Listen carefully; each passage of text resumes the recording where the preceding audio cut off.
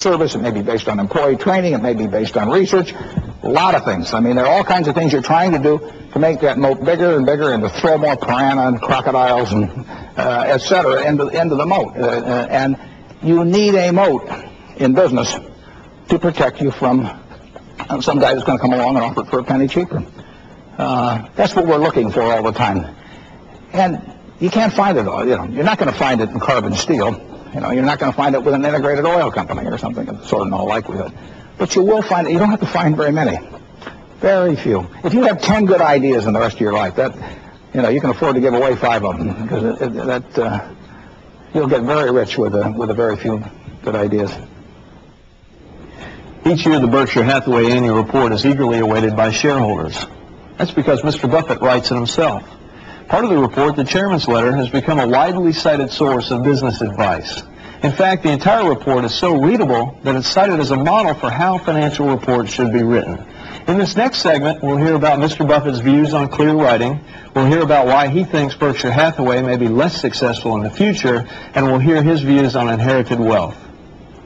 If you understand an idea, you can express it so other people understand it. It's interesting, right? I find that every year when I write the report. I mean, I hit these blocks, and the block isn't because, I've run out of words in the dictionary. The block is because I haven't got it straight in my own mind yet. And there's nothing like writing to force you to think and get your thoughts straight. And if you want to communicate something to other investors, co-owners, or whatever it may be, it's quite possible to do it. I mean, I think based on what Chairman Levitt said, I think you're going to probably see a lot of improvement in that area.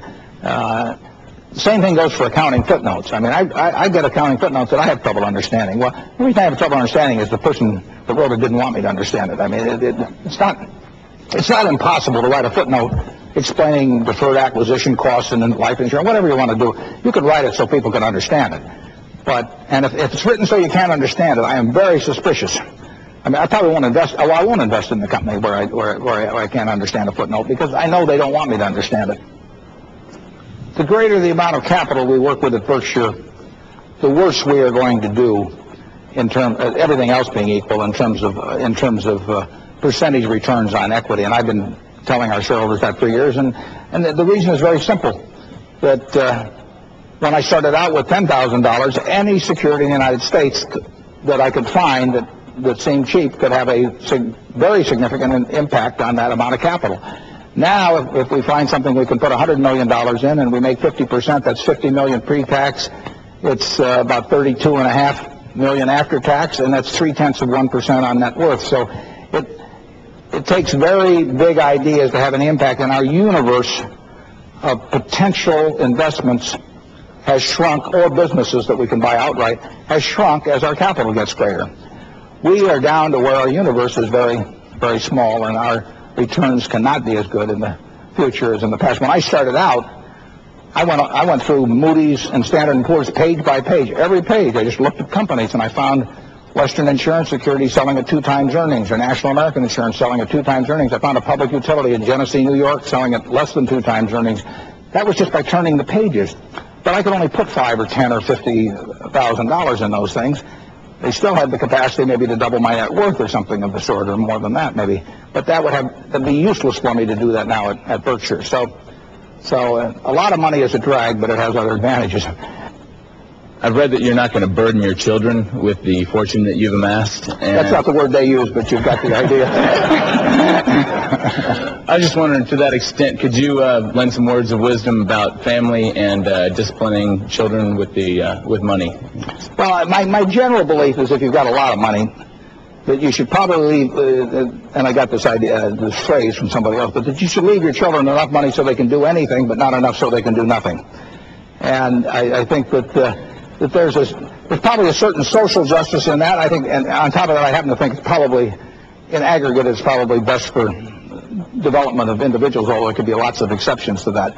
But I have used the analogy that, I run into people all the time, at the country club, who say, isn't it terrible that these people are on welfare, and that they get food stamps, and then that just creates a cycle of dependency, and then you get second-generation welfare recipients because they were used to getting the food stamps from the welfare officer before, and they never stopped to think that maybe inherited wealth is really just a lifetime supply of food stamps, given through a trust officer instead of a welfare officer. They never think about the debilitating effect of that, that waking up at age 10 seconds and finding out that you never have to work. They compare that to somebody that's probably got a couple of kids that they don't know what to do with and have plenty of problems of their own and are struggling, and they say, well, we're going to ruin this poor person's desire to work if we don't, if we give them something to let them buy a little food.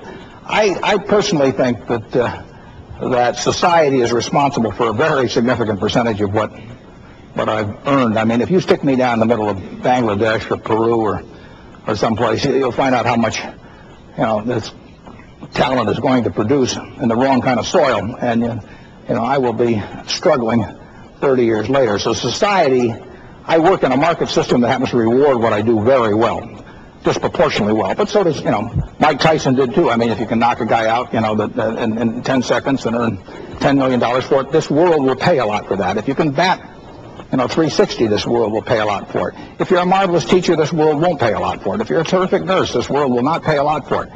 Now, am I going to try and come up with some comparable word system that somehow distributes that? No, I don't think you can do that. But I do think that when you're treated enormously well by this market system, where in effect the rest of society showers goods and services, or the ability to buy goods and services on you because of some peculiar talent. Maybe your adenoids are a certain way, so you can sing and everybody will pay you enormous sums to be on television or whatever. I think society's should have a big claim on that. If you're lucky enough to be the child of somebody in that position, I think cutting them off with zero is probably a mistake. But I think that setting them up so that essentially they've got this lifetime supply of claims on other people's production of goods and services in society for the rest of their life, it doesn't make much sense to me. My kids will be glad to come and rebut this next week.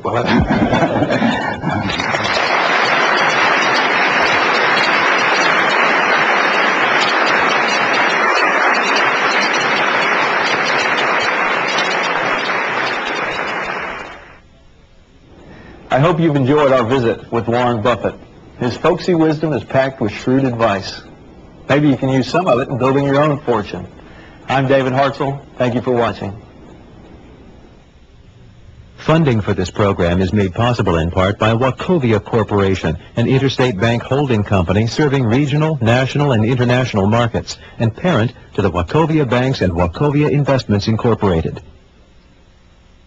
And by the annual financial support from viewers like you.